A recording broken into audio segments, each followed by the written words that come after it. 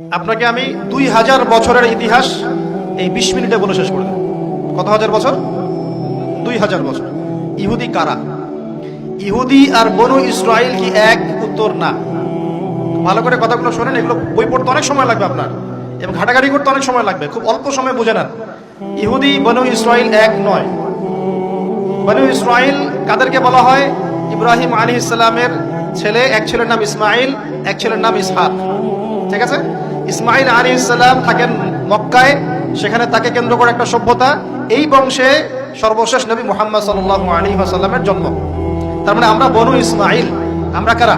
বনু ইসমাইল। আমরা মুহাম্মদ সাল্লাল্লাহু আলাইহি ওয়াসাল্লামের কওম, উম্মাহ। আর এইদিকে আরেক ছেলের নাম হচ্ছে ইসহাক, যিনি থাকেন ওই শামে, ওই প্যালেস্টাইনে, ওই জেরুজালেমে, ওই জায়গায়, ওটা শাম। ঠিক আছে? এবং ওখানে তিনি তার বংশ বিস্তার হচ্ছে। তার ছেলের নাম হলো ইয়াকুব। কি নাম? ইয়াকুব আলাইহিস সালামের আরেক নাম হলো ইসরাইল। ইয়াকুব আলাইহিস সালামের আরেক নাম কি? ইসরাইল। এবং তার সন্তানদেরকে বলা হয় বনু ইসরাইল। তার সন্তান অনেক। এই সন্তানদের মধ্যে একজনের নাম ইউসুফ। ঠিক আছে? তারপরে আসছে পরে ইউনুস। এই বনু ইসরাইলের মধ্যেই দাউদ, মূসা, সুলাইমান, ঈসা ইবনে মারইয়াম। বলা হয় 1,24,000 নবী রাসূলের মধ্যে বেশিরভাগই এখানে এসেছে। তাহলে বনু ইসরাইল বলা হচ্ছে এই কওমটাকে। তা ওদের নাম বনু ইসরাইল থেকে ইহুদি হলো কখন? যখন তারা ঈসা আলাইহিস সালামকে স্বীকার করলো না তখন। ঈসা আলাইহিস সালাম কি তাদের মধ্যে আসেন নাই? সেই ঈসা আলাইহিস সালামকে যখন তারা অস্বীকার করলো, তখন তাদের নাম আল্লাহ পাক এই বনু ইসরাইল থেকে পরিবর্তন করে হাদু দিয়েছেন কোরআনে। কুল ইয়া আইয়ুহাল্লাযীনা হাদু ইন যাআমতুম আন্নাকুম আউলিয়াউ লিল্লাহি মিন দুনিন নাস ফাতামান্নাউল মাউত। আছে না কোরআনে? অনেক জায়গা আছে। আল্লাহ পাক তখন তাদেরকে আর বনু ইসরাইল বলছেন না, বলছেন ইয়াহুদ। কি বলছেন? এই যে নাম আসলো ইহুদি। তো বনু ইসরাইল এবং ইহুদি এক নয়। বনু ইসরাইলরা ভালো ছিল এবং তারা ওই সময়কার মুসলিম ছিল। যখন তারা আল্লাহ পাকের আনুগত্য করেছিল, আল্লাহ পাক তাদেরকে সমৃদ্ধি দিয়েছিলেন, ঠিক আমাদের মতোই। আর যখন তারা আল্লাহ পাকের আনুগত্য করে নাই, পথভ্রষ্ট হয়ে যায়, আল্লাহ পাক তাদেরকে শাস্তি দিয়েছে। এক পর্যায়ে তারা যখন নবীদেরকে হত্যা করা শুরু করেছিল, অনেক নবীকে হত্যাও করেছে। যেমন জাকারিয়া আলাইহিস সালামকে তারা হত্যা করেছে, ইয়াহইয়া আলাইহিস সালামকে হত্যা করেছে। সূরা ইয়াসিন পড়ে দেখেন, ওখানে একই দিনে 3 জন নবীকে হত্যা করা হয়েছে। পড়ে দেখেন। তো মূল কথা হচ্ছে, নাম চেঞ্জ হলো কখন? যখন তারা সত্য থেকে পথভ্রষ্ট হয়ে গেল, ঈসা আলাইহিস সালামকে তারা অস্বীকার করলো, তখন আর বনু ইসরাইল নয়, ইয়াহুদ। এখন তাদের মধ্যে একজন অন্যতম নবী ছিলেন দাউদ আলাইহিস সালাম। কি নাম? বলেন নাম, মুখস্থ করেন। তাদের নাম কি? আচ্ছা, দাউদ আলাইহিস সালাম ছোট, তখন 14-15 বছর বয়স হবে। আল্লাহ পাক মূসা আলাইহিস সালামকে বলেছিলেন, তুমি তোমার সম্প্রদায়কে নিয়ে এই জেরুজালেমে যুদ্ধ করবে। কাকে বলেছেন? মূসা আলাইহিস সালামকে। তুমি মূসা আলাইহিস সালাম তোমার সম্প্রদায়কে নিয়ে এই জেরুজালেমে গিয়ে যুদ্ধ করো। ওখানে আমালেকা নামে একটা সম্প্রদায় আছে, এরা খুবই শক্তিশালী। তবে তোমরা যদি ঈমানদার হও, তোমরা এর উপর বিজয় লাভ করবে। এর আগ পর্যন্ত এরা কিন্তু ওখানে ঢুকতে পারে নাই। কথা বুঝতে পারছেন? আল্লাহ পাক শর্ত দিলেন, যদি যুদ্ধ করে জয় করতে পারো, তাহলে তোমাদের এই জায়গাটা তোমাদের। তো মূসা আলাইহিস সালাম বললেন তার কওমকে, চলো যুদ্ধ করি। তো মূসা আলাইহিস সালামের কওম বলছে, ইযহাব আনতা ওয়া রাব্বুকা ফাকাতিলা ওয়া ইন্না হাহুনা কাঈদুন। এই মূসা, তুমি যাও আর তোমার রব গিয়ে যুদ্ধ করো, আমরা এখানে বসে থাকবো। কথা কি বুঝতে পারেন না? মানে এরা কোন কওম? ওই যে ফেরাউনকে ডুবে মরতে দেখেও বিশ্বাস করে না, বাছুর পূজা শুরু করে। আল্লাহ পাক একটার পর একটা নিদর্শন দেখান, তাও অস্বীকার করে। তাওরাত নিতে গিয়েছেন মূসা আলাইহিস সালাম, এসে দেখেন তারা বাছুর পূজা শুরু করেছে। মান্না সালোয়া আল্লাহ দিচ্ছেন, তাও অস্বীকার করে। মৃত থেকে জীবিত করেন, তাও অস্বীকার করে। শেষমেশ বলে বসলো যে, ইয়া মূসা লান নুমিনা লাকা হাত্তা নারাল্লাহ জাহরা। হে মূসা, আমরা তোমার প্রতি বিশ্বাস করব না যতক্ষণ আল্লাহকে সামনে দেখাচ্ছ আমাদের চোখ দিয়ে। এটা সেই জাত যে নবীদেরকে এত কষ্ট দিয়েছে। মূসা আলাইহিস সালাম যখন বললেন চলো, আল্লাহ পাক যুদ্ধের কথা বলেছেন, ওটা যুদ্ধ করে জয় করতে পারলে আমাদের হয়ে যাবে। তো বলছে, ওখানে আমালেকা সম্প্রদায় আছে এত বড় শক্তিশালী, তুমি যাও, তোমার রব গিয়ে যুদ্ধ করো, আমরা এখানে বসে আছি। আর আমাদের নবী মুহাম্মদ সাল্লাল্লাহু আলাইহি ওয়াসাল্লাম যখন বদরের মাঠে 313 জনকে নিয়ে পরামর্শ করছেন কি করব, যুদ্ধ করব কি না, তখন আমাদের মুসলিম সেনা বাহিনীর মধ্যে যে সাহাবীরা ছিলেন, সাদ বিন মুয়াজ রাদিয়াল্লাহু আনহু, তিনি বলছিলেন, ইয়া রাসূলুল্লাহ সাল্লাল্লাহু আলাইহি ওয়াসাল্লাম, আপনি আমাদেরকে নিয়ে বদরের মাঠ কেন? যদি উত্তাল সাগরেও ঝাঁপ দিতে চান, আমরা সেখানেও ঝাঁপ দিব। কত পার্থক্য, তাই না? তিনি বলছিলেন যে আমরা সেই কথা আপনাকে বলবো না যেই কথা মুসা আর কওম মুসাকে বলেছে, বরং আপনি যদি আদেশ করেন আমরা উত্তাল সাগরেও ঝাঁপ দিতে পারি। এমনি এমনি তো বদরের যুদ্ধ আসে নাই, বিজয় আসে নাই, এইসব ইমানের কারণে এসেছে। এখনো কি এই মাজলুম ভাইয়েরা উত্তাল সাগরে ঝাঁপ দেয় নাই? তারা তাই করছে। ওদিকে আসছি আমি পরে, এই জায়গাটা একটু বোঝেন। তো যুদ্ধ তারা করলো না, যুদ্ধ করলো না। আল্লাহ পাক শাস্তি দিলেন। কি শাস্তি? 40 বছর আল্লাহ পাক ওদেরকে একটা জায়গায় ঘুরপাক খাওয়ানো শুরু করলেন। সকালে উঠে একটা পাহাড়কে কেন্দ্র করে ঘুরতো, সন্ধ্যায় এসে আবার সেই জায়গায় থেমে যেত। এটাকে বলা হয় তিহ উপত্যকার 40 বছরের শাস্তি। সূরা বাকারার মধ্যে দলিল আছে। এবার মুসা আলাইহিস সালামের জীবনটা শেষ, উনার হায়াত শেষ, উনি চলে গেলেন আল্লাহর কাছে। পরবর্তীতে নবী হলেন ইউশা বিন নুন। কি নাম? ইউশা বিন নুন। মনে রাখার চেষ্টা করেন, ভুলে যান না আবার। ইউশা বিন নুন একজন নবী। এবার ইউশা বিন নুনের সময় ওই বনু ইসরাইলি বলছে যে আমরা যুদ্ধ করতে চাই, ওই জায়গা আমরা দখল করতে চাই। কোন জায়গা ভাই? কোন জায়গা যুদ্ধ করতে চায়? আচ্ছা, জেরুজালেম নিয়ে এত কথা কেন জানেন? কারণ এই জায়গাটা শেষ জামানার সবচেয়ে ইম্পর্টেন্ট জায়গা। শেষ জামানার সবচেয়ে ইম্পর্টেন্ট জায়গা 3টা, মুখস্থ করেন। কয়টা? এক হচ্ছে জেরুজালেম, 2 হচ্ছে মক্কা মদিনা, জানেন, আর 3 নাম্বার হচ্ছে কনস্ট্যান্টিনোপল মানে কুস্তান্তনিয়া। কোথায় এটা? তুরস্কে। আরেকটা জায়গা আছে, এটাও অনেক বেশি ইম্পর্টেন্ট, সেটা হলো খোরাসান। সেটা কি? খোরাসান। এই 4টা জায়গার কথা মাথায় রাখবেন। পুরো বিশ্বের এই প্রেক্ষাপট এই 4টা জায়গাকে কেন্দ্র করে ঘুরতে থাকবেন, এবং এর সেন্টার হার্ট হচ্ছে জেরুজালেম।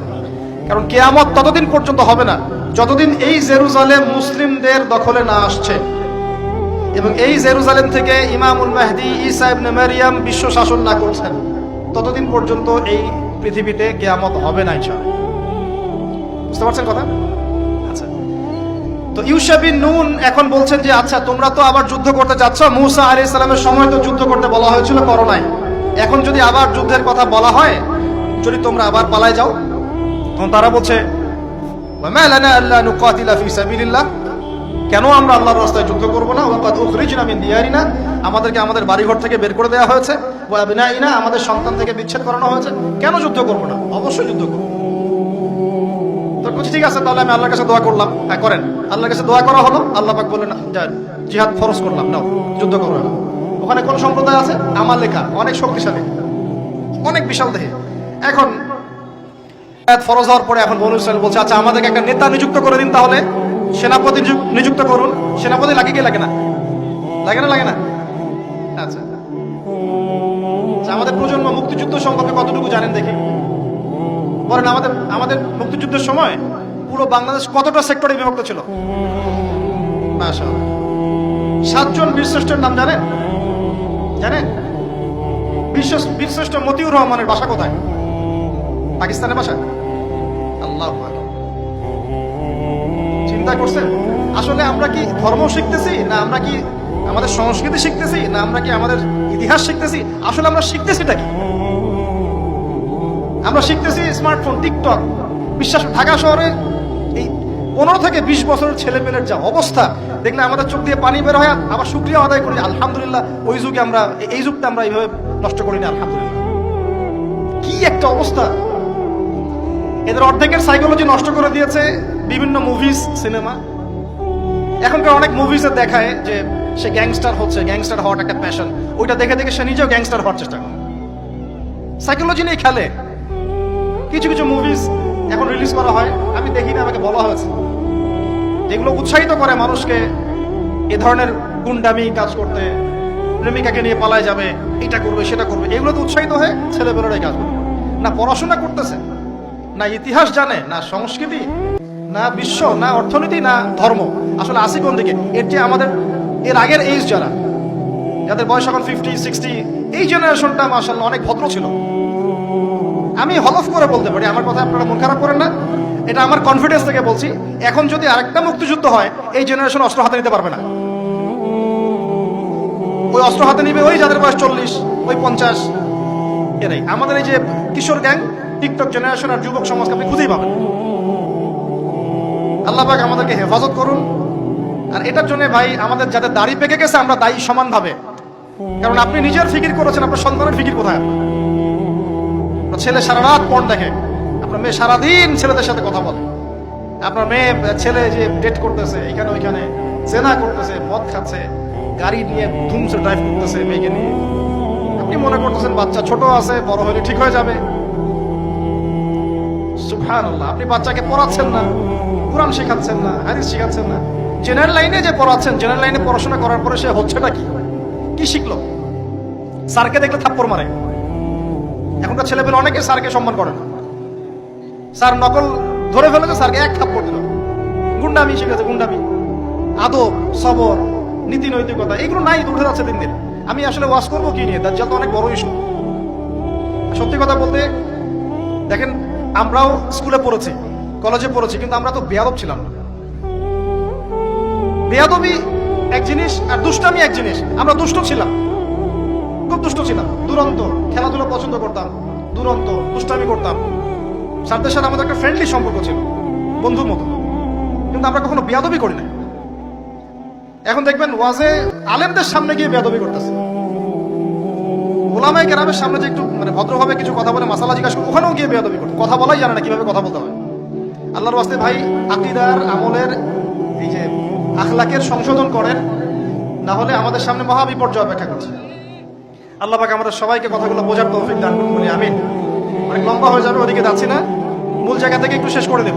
আপনারা অনেকক্ষণ ধরে অপেক্ষা করছেন, একটু একটু খেয়াল করেন।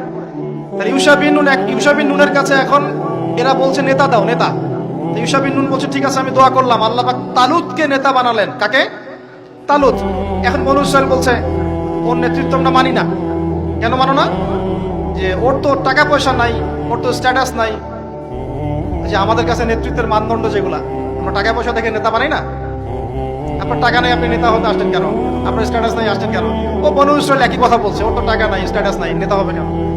তখন আল্লাহ পাক বলছেন যে ওয়াজাদাহু বাসতাতান ফিল ইলমি ওয়াল জিসম। আল্লাহ পাক তো তালুতকে দুটো কোয়ালিটি দিয়েছেন। আল্লাহ পাক তাকে শারীরিক শক্তি দিয়েছিলেন এবং জ্ঞান দিয়েছেন, প্রজ্ঞা এবং জ্ঞান দিয়েছেন। আর নেতৃত্বের মানদণ্ড কয়টা এখানে পেলেন? দুটা। শারীরিক শক্তি থাকতে হবে ঠিকঠাক, ফিজিক্যালি স্ট্রং না হলে তো সে ডিল করতে পারবে না, আর মেধা থাকতে হবে, জ্ঞান। আসলে কি এই দুইটা এখন নেতৃত্বের মানদণ্ড?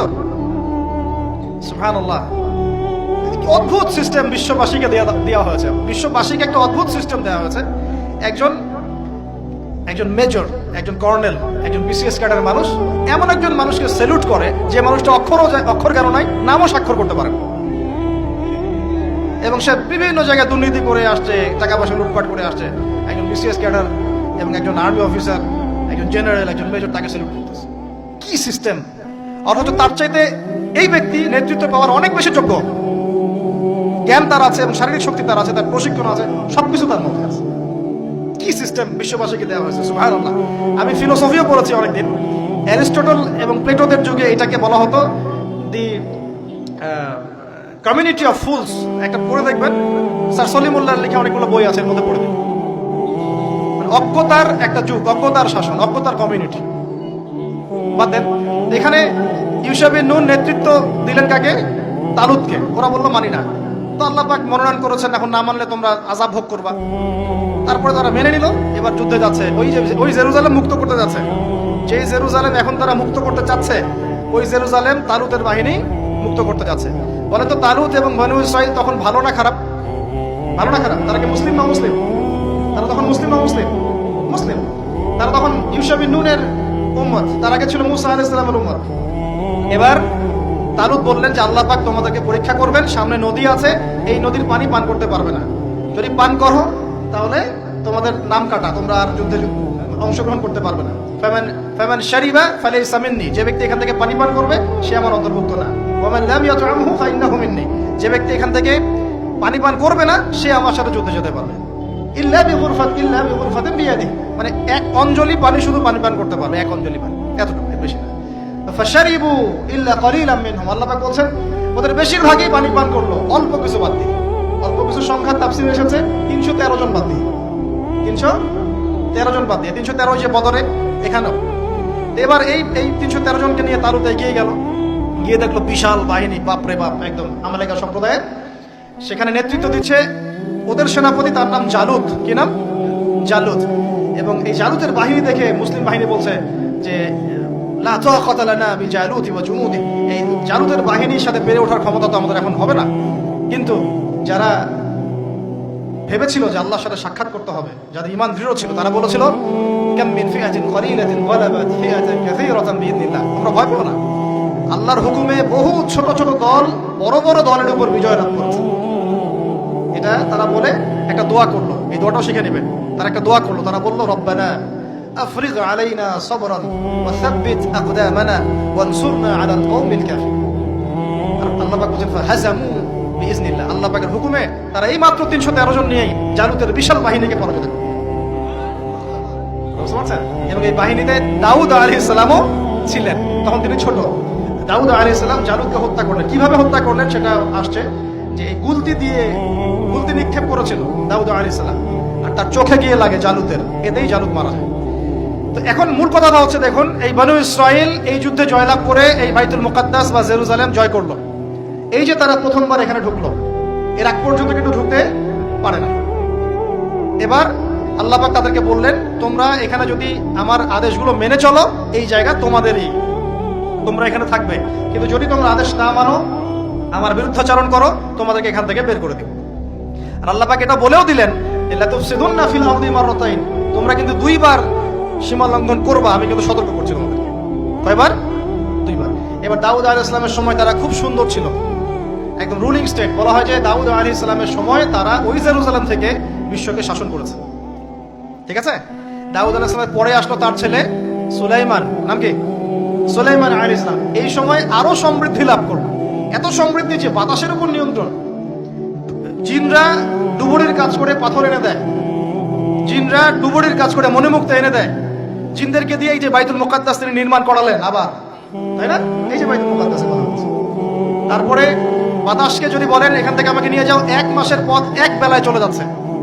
পিঁপড়া হাঁটছে, সুলাইমান আলাইহিস সালাম পিঁপড়ার ভাষা বোঝেন, পাখির ভাষা বোঝেন। তারা তেলাওয়াত করেন, মাছ এসে তেলাওয়াত শুনে। মানে এমন একটা সভ্যতা, এই সভ্যতা পৃথিবীতে আসেনি কখন। এবং আপনি যতই সায়েন্স এন্ড টেকনোলজির কথা বলেন না কেন, এই লেভেলে আপনি যেতে পারবেন না, কখনো পারবেন না। কারণ সুলাইমান আলাইহিস সালাম একটা দোয়াও করেছিলেন, রব্বি হাবলি মুলকান, আল্লাহ আমাকে এমন রাজত্ব দান করুন, লা ইয়ামবাগি লি আহাদ, যেমন রাজত্ব আপনি কাউকে দেন নাই কখনো। পৃথিবীর ইতিহাসে সুলাইমান আলাইহিস সালামের মতো রুলিং স্টেট কোনোদিনও ছিল না, আসবেও না। সুলাইমান আলাইহিস সালাম এবং তার অনুসারীরা তখন ভালো ছিলেন এবং জেরুজালেম থেকে তারা বিশ্ব শাসন করেছেন। এবার শুরু হলো তারপরে এদের অধঃপতন শুরু হতে হতে এমন একটা জায়গায় চলে গেল যে জেনা, এই মদ খাওয়া, এই সুদ খাওয়া, এই মানুষকে হত্যা করা, এমনকি নবীদেরকে হত্যা করা, এমন কোনো পাপ নাই করতে বাকি রাখলো না। এমন কোনো পাপ নাই মানে নবীদেরকে পর্যন্ত জবাই করে হত্যা করেছে। আর কি কিছু বলতে হবে? আল্লাহ পাক যে ওয়াদা করেছিলেন, যদি ফাসাদ সৃষ্টি করো এখান থেকে বের করে দেব। এবার আল্লাহ পাক একটা বাহিনী পাঠালেন। এই বাহিনীটা পাঠিয়েছেন ইরাকের ব্যাবিলন থেকে। কোন জায়গা? ইরাকের ব্যাবিলন। এই বাহিনীর রাজার নাম ছিল নেবুজাদ নেজার। কি নাম বলেন? নেবুজাদ নেজার। সে ছিল মূলত অগ্নি পূজারী আর কি। তারা একটা সভ্যতা, ব্যাবিলনের সভ্যতা। ব্যাবিলনের সভ্যতা কিন্তু অনেক প্রাচীন। এবার তারা গিয়ে কি করলো, এই বনু ইসরাইল যারা পথভ্রষ্ট হয়ে গেছে এদেরকে এমন মায়ের ওখানে জেরুজালেমে গিয়ে একটা একটা করে সেখান থেকে ওরা বের করে দিল, দিয়ে ওদেরকে ওই জেরুজালেমের যে মসজিদ, ওখানকার ফল ফসল যা আছে সব ডিস্ট্রয়, ম্যাসাকার করে দিল। এখন ওরা যা করতেছে গাজার সাথে, এরকম কাজ এর চেয়ে ভয়ঙ্কর। নেবুজাদ নেজার একটা একটা করে ধরে ধরে কেটে কেটে ফেল।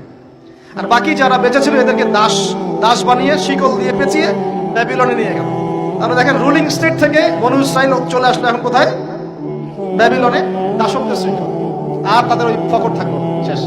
কারণ আল্লাহ ওয়াদা করেছিলেন, ভালো থাকলে ভালো থাকবা, খারাপ করলে খারাপ। যেমন আল্লাহ পাক আমাদের সাথে ওয়াদা করেছেন না, উম্মতে মুহাম্মাদি যদি আমার আনুগত্য করো, মুহাম্মদ সাল্লাল্লাহু আলাইহি ওয়াসাল্লামের আনুগত্য করো, তোমরাই বিশ্বের নেতৃত্ব দিবে। আর যদি না করো, ওই যে তোমাদের উপর কাফেরদেরকে চাপাই দেব, তাই না? এখন এরকমই আল্লাহ পাকের সুন্নাত একদম সেম। ইতিহাস খালি ঘুরছে আর ঘুরছে, কখন ওদের পাল্লায় কখন আমাদের পাল্লায়। বিশ্বের ইতিহাসটা একদম প্যারালাল, খেয়াল করে দেখবেন। এবার এই ব্যাবিলনে চলে আসার পরে এরা দাস, কাজ করলে খাইতে পারে, না করলে খাইতে পারে না। দেখেন কোন জায়গা থেকে আল্লাহ কোথায় নিয়ে আসে। আজকে আমরা যে 1200 বছর ওয়ার্ল্ডটাকে শাসন করেছি, কেউ বিশ্বাস করবে এখন? আমরা যে মুসলিম উম্মাহ, প্রায় 1200 বছর মুহাম্মদ সাল্লাল্লাহু আলাইহি ওয়াসাল্লামের পর থেকে এই বিশ্বটাকে আমরা শাসন করছি, এখন কেউ বিশ্বাস করবে? এখন যদি পশ্চিমারা বলে যে তোমাদেরকে স্যাংশন দিয়ে দিব, ব্যাস তখন আমাদের দেখা যায় যে সমস্যা হতে পারে। কেউ যদি বলে তোমরা যদি বাড়াবাড়ি করো টাকার মান কমে যাবে, আমরা বলি বাপরে বাপ, তাহলে তো বাড়াবাড়ি করা যাবে না। আমরা কি ওদের উপর রুল করতে পারি? এখন সরাসরি কথা বলেন না, পারি না। পারি না, কিন্তু একসময় পারতাম মানে ওরা জিজিয়া দিয়ে আমাদের দেশে থাকতো, জিজিয়া কর ট্যাক্স দিয়ে আমাদের দেশে থাকতো। মুসলিম উম্মার যখন একটা ইউনাইটেড গ্লোবাল খিলাফা ছিল তখনকার কথা বলছি। তো এভাবে পালা বদল হয়। তো ওরা কখনো ভাবতে পারে নাই যে ব্যাবিলনে এসে এইভাবে জেলের জীবন কাটাতে হবে। কেন? অবাধ্যতার কারণে। এবার আল্লাহ পাক তাদেরকে আরেকটা সুযোগ দিলেন। কি দিলেন? আরেকটা সুযোগ দিলেন। ব্যাবিলনে বসে বসে ওরা আলোচনা করে যে আমাদের কিন্তু একজন মাসিহ আসবে। কে আসবে? মাসিহ মানে হচ্ছে ত্রাণকর্তা। এই মাসিহ যখন আসবে আমরা আবার সেই জায়গা ফিরে পাবো। কি করবো আবার? কোন জায়গা বলেন? কোন জায়গা? জেরুজালেম। আবার ফিরে পাবো। বুঝতে পারতেছেন কি ভাই? আলোচনা একটু কঠিন আমি জানি, বুঝতে পারতেছেন কি? আচ্ছা, আমরা আবার জেরুজালেম ফিরে পাবো।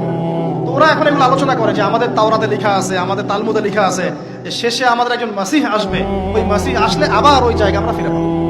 তোমরা টেনশন করো না, হতাশ হয় না। আমরা যেমন বলি না যে এখন দুরবস্থা চলছে, তাতে কি আমাদের মাহদি আসবেন, ঈসা ইবনে মারইয়াম আসবেন, আবার আমরা খেলাফা ফিরে পাবো, বলি কিনা? হাদিসে তো আছেও।